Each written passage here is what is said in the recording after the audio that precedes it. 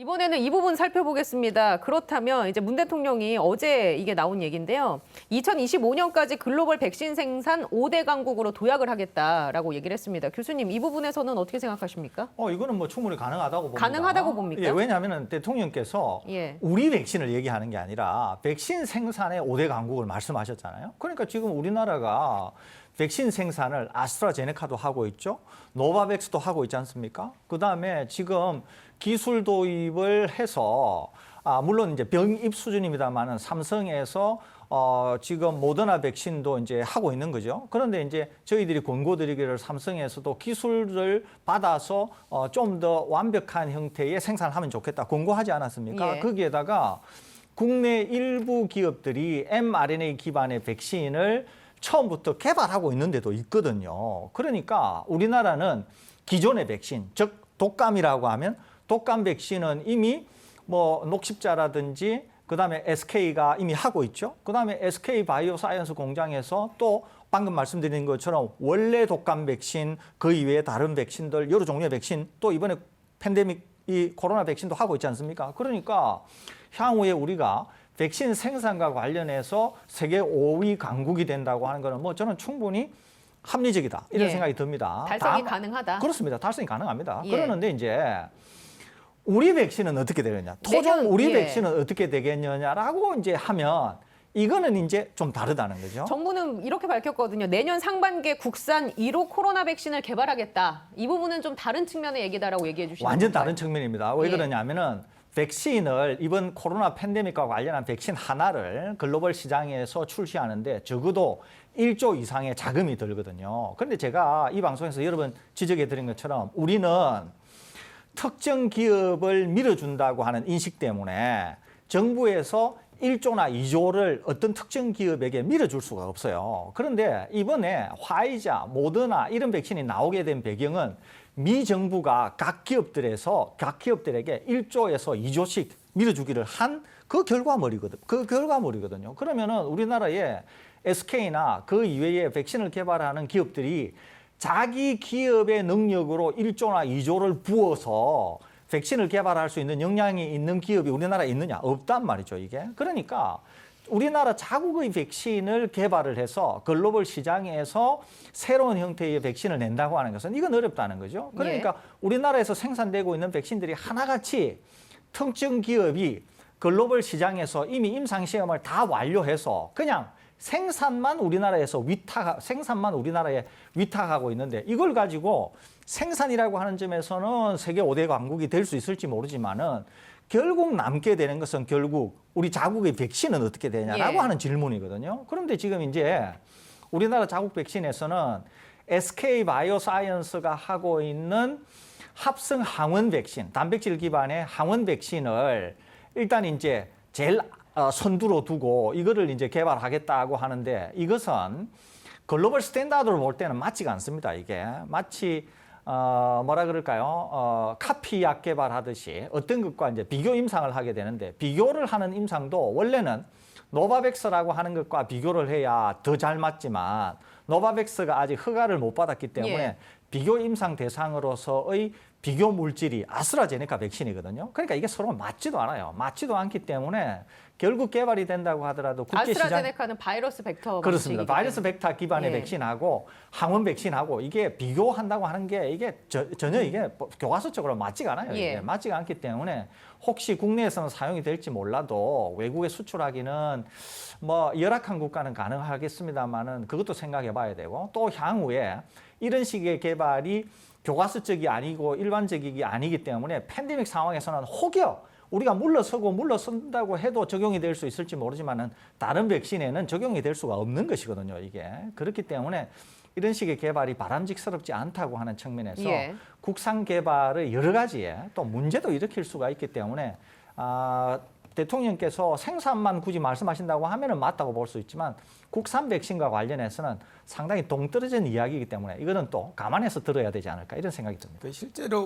실제로 보건복지부나 방역당국 관계자들이 이 부분과 관련해서 고민이 굉장히 많은 것으로 알고 있습니다. 왜냐하면 두 가지인데요. 하나는 비교 임상이라는 것 자체가 국제적으로 인정을 받을 수 있을 것인가가 이제 문제입니다. 지금 얘기해 주신 이 포인트 때문에. 이 포인트대로 그러니까 비교 임상 같은 경우에는 정상적인 절차의 임상 시험을 하기가 어려운 경우에 이제 비슷한 플랫폼에 이미 승인이 되어서 이제 리얼월드, 그러니까 현장에서 쓰이고 있는 백신과 효과를 비교를 해가지고 효과가 대등하다라고 판정이 되면은 이제 같은 정도의 효과와 안전성을 가진 것으로 간주를 하고 허가를 내주겠다라는 거거든요.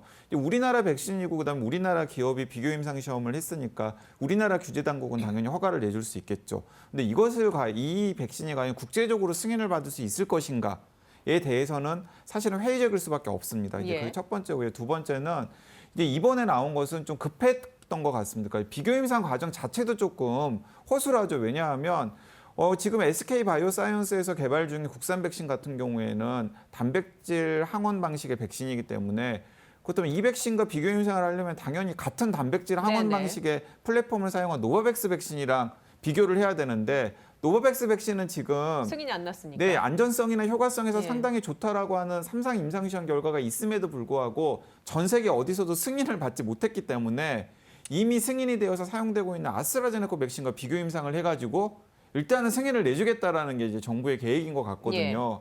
근데 그러면은 외국에서는 사실 웃겠죠.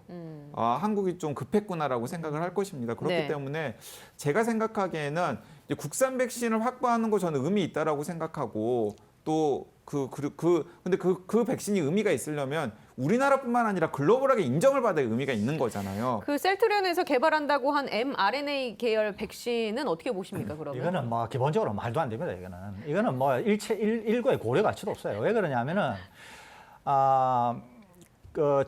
mRNA 기반의 백신이 예를 들면은 화이자나 모더나 것을 우리가 기술 도입해서 생산한다 그러면 임상시험이 필요가 없거든요. 그런데 셀트리온에서 개발을 하게 되면은 임상 시험을 해야 돼요. 이거를 임상 1상, 2상, 3상을. 처음부터. 그렇습니다. 예. 그러면 지금 시장에서 이미 출시가 되어서 공짜로 접종이 되고 있는 백신이 전 세계에 깔리고 있는데 어디에서 임상을 할 거며 첫째 하나는. 두 번째는 임상 결과를 내는데도 글로벌 수준에서 내려고 하면 지금은 초기보다 상황이 더 어렵기 때문에 4, 5년씩 걸려야 될 거거든요. 그러면은 백신이 출시가 될 때 지금의 코로나 팬데믹이 어떻게 될지도 모르는데 물론 더 악화될 수도 있고 그렇습니다. 그러는데 소위 말해서 이걸 어느 천년에 개발해가지고 예. 이 백신을 쓴단 말이죠. 이게 또 하나는 아시다시피 큐어백이라고 제3의 mRNA 기반의 백신 개발 회사가 있었는데 독일에서요? 그렇습니다. 예. 그런데 이 큐어백이 임상 결과 효과가 50%,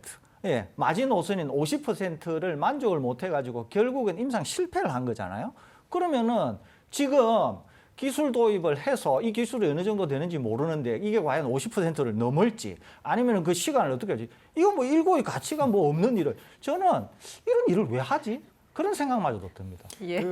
설 교수님께서 혹평을 하셨으니까 제가 이제 약간 변호를 해주자면 제가 생각하기에는 우리나라 언론은 셀트리온이 메신저 RNA 백신을 개발한다라는 데 초점을 맞춘 것 같은데 이제 속 내용을 들여다보면은 제가 생각하기에는 메신저 RNA 백신 개발에 초점을 맞추기보다는 이번에 메신저 RNA 백신을 개발하는 과정에서 이제 주목받은 원천 기술이 몇 가지가 있습니다. 예. 예를 들어서 바이러스의 유전 정보가 담겨 있는 메신저 RNA를 이제 인지질이라고 하는 걸로 감싸가지고 세포 안으로 집어넣는 그런 식의 테크놀로지들이 전 세계적으로 주목을 받았는데 그 테크놀로지의 특허를 가지고 있는 미국 회사와 제휴를 해가지고 그런 것들에 대한 원천 기술을 좀 확보해 보려고 하는 기업 차원의 전략이라는 예. 생각이 들어요. 왜냐하면 이 메신저 RNA 메신저 RNA 백신을 만드는 테크놀로지 같은 경우는 백신뿐만 아니라 다른 데에서도 쓸 가능성이 있거든요. 확장성이 있기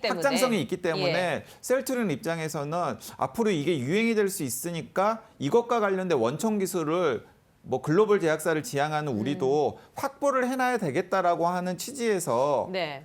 지금 진행을 하고 있는 것으로 보이고요. 그게 이제 지금 이 순간에 대중적으로는 셀트리온도 메신저 RNA 백신 개발에 나선단 말이야? 처음부터 끝까지. 네, 이런 식으로 예. 이제 받아들여지는 게 아닌가 싶고 저도 메신저 RNA 백신 개발은 기업 차원에서 전혀 이익이 없으리라고 생각합니다. 앞으로 향후에요. 네. 예, 이런 팬데믹이 오지 않는 이상에는.